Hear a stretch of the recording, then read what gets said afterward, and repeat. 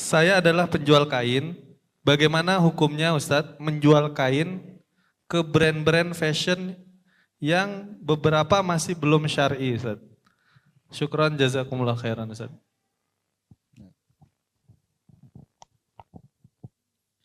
Apa hukumnya menjual bahan baku ke sebuah perusahaan yang nanti akan digunakan untuk membuat produk yang tidak sesuai syariah? Lebih umum seperti itu ya. Baik. Pada prinsipnya seperti ini. Ketika kita melakukan sebuah praktek muamalah, maka di situ ada dua ketentuan. Pertama, akad yang kita lakukan objeknya mubah. Yang kedua, di sana tidak ada unsur ta'awun 'alal itsmi wal udwan, tolong-menolong dalam maksiat. Bisa jadi ada orang yang melakukan akad pada objek yang mubah.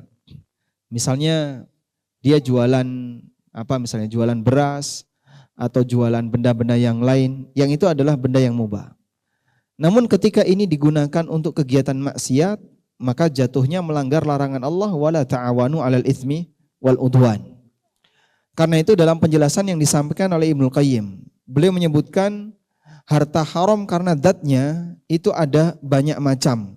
Salah satunya kata beliau, ada benda yang hukum asalnya halal, tapi ketika itu digunakan untuk sesuatu yang haram dan tidak ada pilihan yang lain kecuali dia dipakai untuk sesuatu yang haram, maka pada waktu itu kita dilarang untuk menjual kepadanya.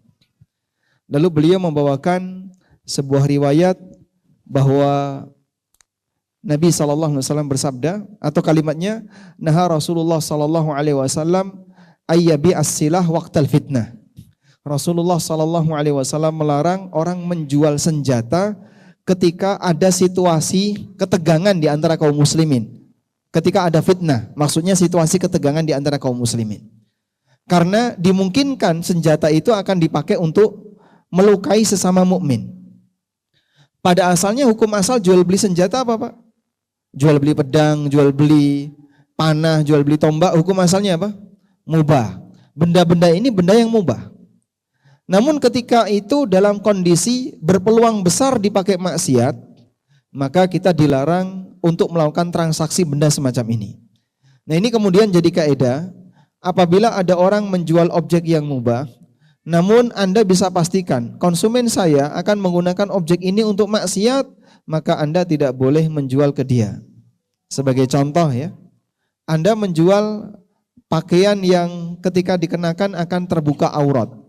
Misalnya daster yang terbuka lengan, terbuka betis dan seterusnya. Kemudian di sini hanya mungkin dadanya ada bagian yang terbuka. Terus jual kayak gini boleh nggak Pak? Harus bisa pilih konsumen.